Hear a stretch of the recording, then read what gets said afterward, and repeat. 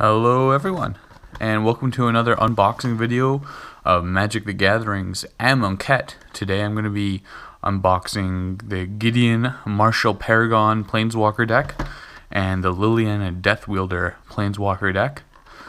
Each pack includes 2 boosters and ready to go 60 card play deck featuring a premium Liliana and then I guess a premium Gideon, and then a strategy insert and magic quick reference card. Alright, so let's start alphabetically. Let's go with Gideon Jura, or Gideon Martial Paragon.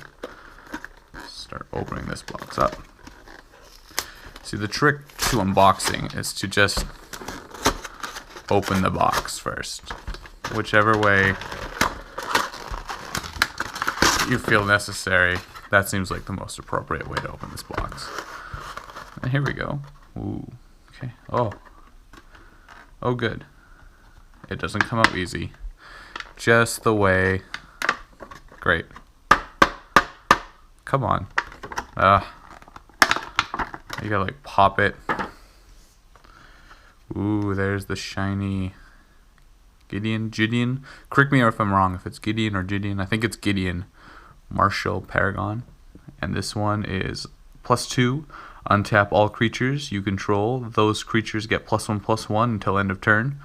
For 0 until end of turn, Gideon Martial Paragon becomes a 5/5 human soldier creature with indestructible that's still a planeswalker.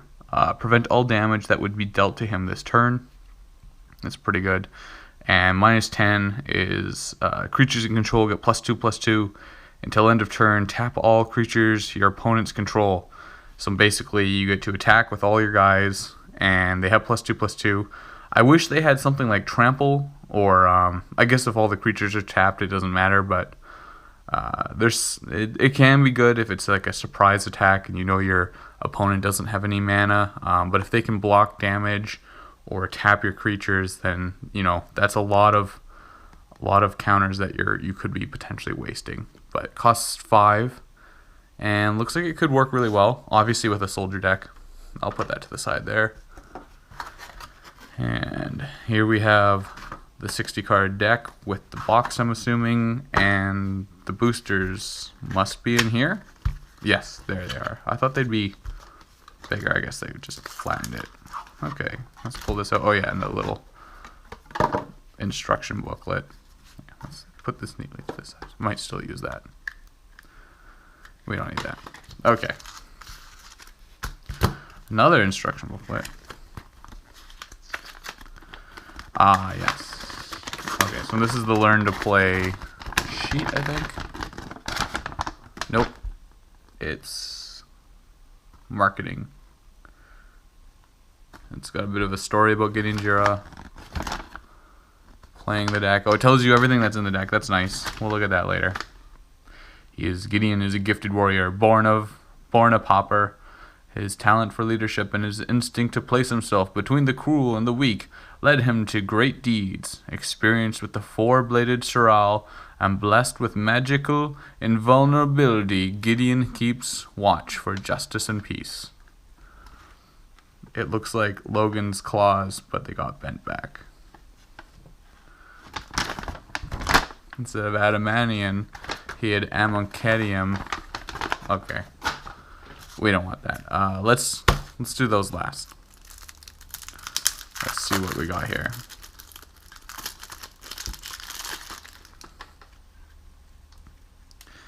And we start off with a rare enchantment, Herazet's Favor.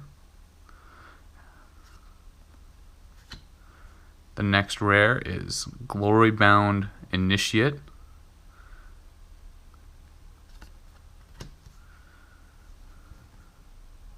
The next rare is 2 of them. 2 Gideon's Resolves.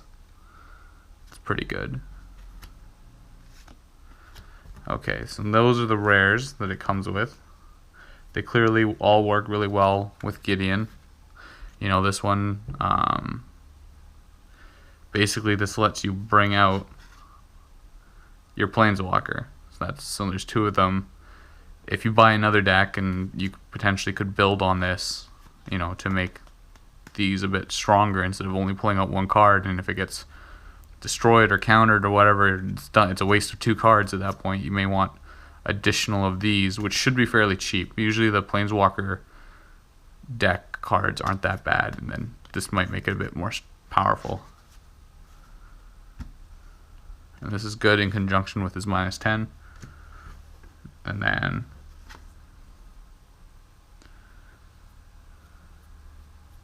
this is also really good with the -10. So it looks like that's kind of the final kill combo, is that -10. But you got to really be careful about that. Gustwalker,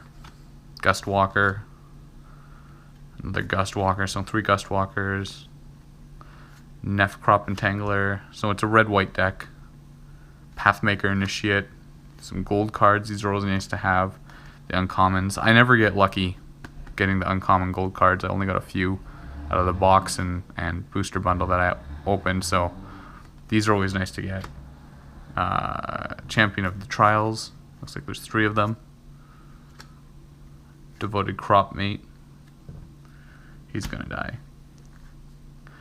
Graceful Cat, very nice and graceful. And Crop Crusher. So a lot of these things give your creatures haste. Zombie,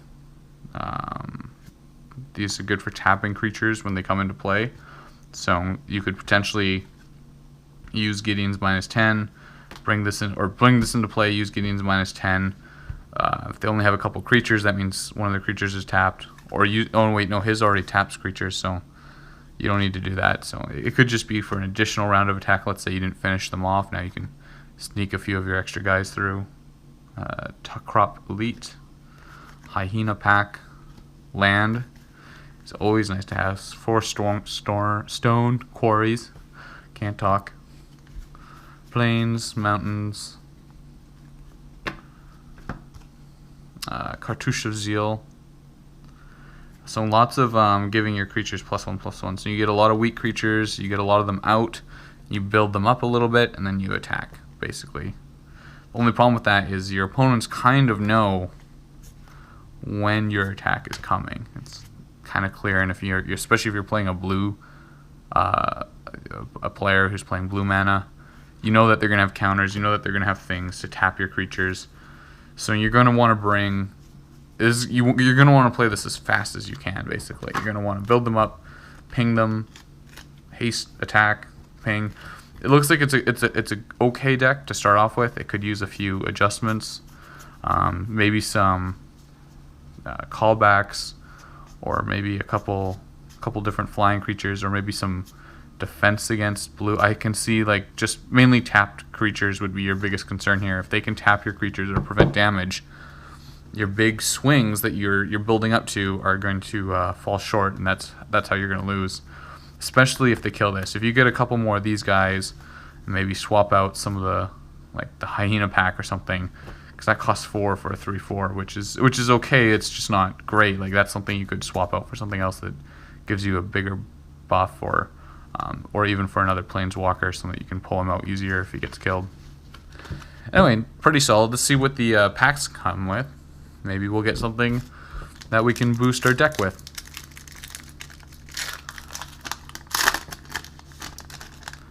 Alrighty.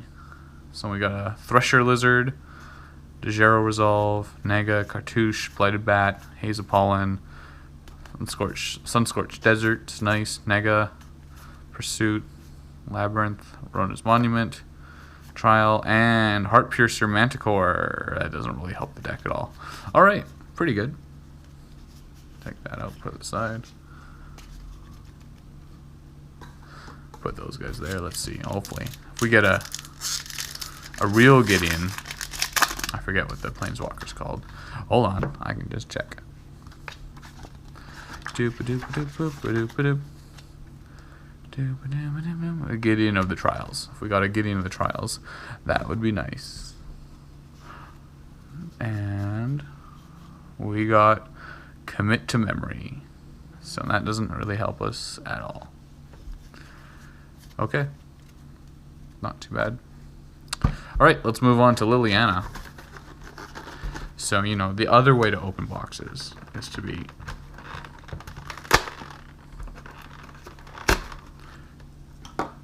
nice. You want to be very careful when opening the box. What you don't want to do is, you know, rip things or like tear off the side, because then, you know, it just ruins the box completely. So like what I just did there is kind of ideal for opening the boxes. I do like this. You can put your deck in it. Just drop an arrow though. Doesn't really help. Now you know what? It's dumb. Why? Oh, hey. Okay. Alright. Oh, see? That's what happens. That's what happens when it's like that. You get that little smiley face. Oh, well. So +2, put a -1/-1 counter on up to one target creature. Destroy target creature with a -1/-1 counter on it. That's -3. And -10, return all creature cards from your graveyard to the battlefield. As with Liliana, I am expecting this to be a zombie deck of sorts. If it's not, oh, it's a green-black deck. Okay, I half expected it to be like a black-white deck, but I guess white's already being used there. So the only color that's not being used is blue in these decks, unless if they bring out a third. But I think they only are bringing out 2 for this. So let's see what the rares are with this. Channel Initiate enters the battlefield. Put 3 -1/-1 counters. Okay. Exile the top card of your library. You can do that a bunch of times, and then you can tap it to exile the top card of the library until the end of turn. You may play that card without paying its mana cost. Activate this ability only if there are 3 or more brick counters. So you apply the bricks to it. You exile cards. So you have to exile 3 cards in order to be able to play cards for free, basically. Put a -1/-1 counter on each creature you don't control. You may search your library and or graveyard for a card named Liliana Deathwielder. Alright, see, that's good. When you only have one of these cards, it helps if it got killed, you can bring it back. This is a bit better, I think, than the one that calls out Gideon. Search your library this way, shuffle it. Perfect. Okay, those are the rares. So -1 counters, playing cards for free, and some callback. Okay, so here we go. Zombies, insects. So 1 festering mummy, a couple of dune beetles. It's a jackal, tattered mummy. When tattered mummy dies, each opponent loses 2 life. 4 of those. The Baleful Meats, lifelink, -1 counters. So you're going to be applying a lot of... So this would go counterpoint to Gideon's, clearly, where he's giving +1 counters and you're giving -1 counters. It kind of negates his deck. Zombie Naga, Gravedigger, returning your cards from the graveyard. So I guess if you're giving... Some of these are... I guess if you're blocking some of his early attacks, you're going to want to do that. So these are pretty expensive. 3/4. -1/-1 counter. A little bit of reach to block the flying creatures that he had, which makes sense. The Doom Beetle, once again, very nice to get the gold cards. -1/-1 counters. On a creature you control. So you could potentially kill your creature with this, and then the counters come off of it. Okay, so that's why you need the callback. Foul Orchard. So a few lands. Grasping Dunes and the mana. Some black and some green. Trial of Ambition. Sacrifice a creature. Okay, yeah, so there's some sacrificing in here. Target creature can attack this turn. Put a brick counter. So this is what I'm talking about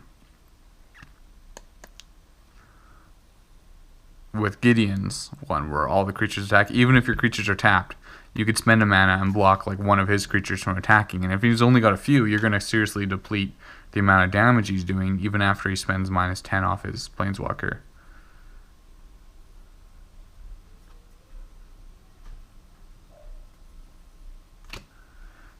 Enchant creature you control, Cartouche of Ambition, enter the battlefield, put -1, blah, +1/+1 has lifelink. Okay, so kind of a counter that. Distribute 2 -1 creatures on 1 or 2 targets. Okay, so there's a lot of these. Like this one is one, I don't know, like if he's got a couple -1s and he gives them +2/+2, they only get +1/+1, so it could be like half the extra damage that they're getting. And then you can force creatures to fight other creatures. And then you gain life. So you're going to be losing some life in this deck, so it's got a bit of life gain. You're going to be killing your own creatures, so it's got regen. It knows you're going to be blocking against a lot of buffed up creatures, so it's got some regen as well. And then it gives you a little bit of buff. I don't know, this deck is more versatile, but it doesn't have the punch that Gideon's does. I mean, at least Gideon, you kind of know what you're working towards. I can kind of see how, like, if you killed a lot of your creatures, and then it says return all creature cards from the graveyard to the battlefield, but they'd still have summoning sickness, I think. So that would still be an extra turn. This is the one. Destroy all target creatures with a -1/-1 counter on it when you remove -3. So if you can manage to get, like, even if you're not killing them, but manage to get -1/-1 counters, I don't think he has any removal of that in here. You could destroy a lot of his creatures, and he doesn't have a lot of regen. And if some of yours have -1/-1, that's fine, because you'll have time to build up, and then you can use your -10 and bring back all your creatures and be able to push them. Okay, so that's how you do it. You ping him, you kill all his creatures, bring back yours a few turns later. Hopefully he doesn't have enough to outdo you, and you can push through. I don't know. They're both like regular Planeswalker decks. They're both okay.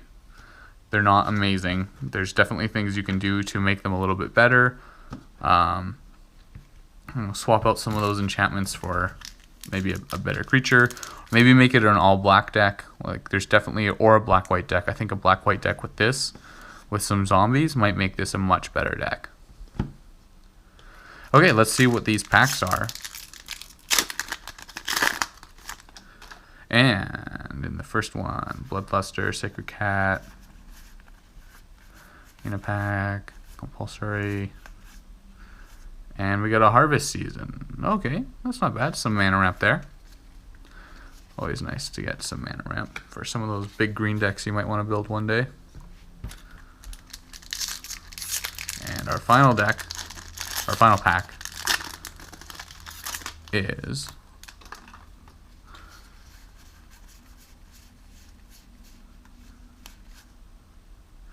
Plague Belcher.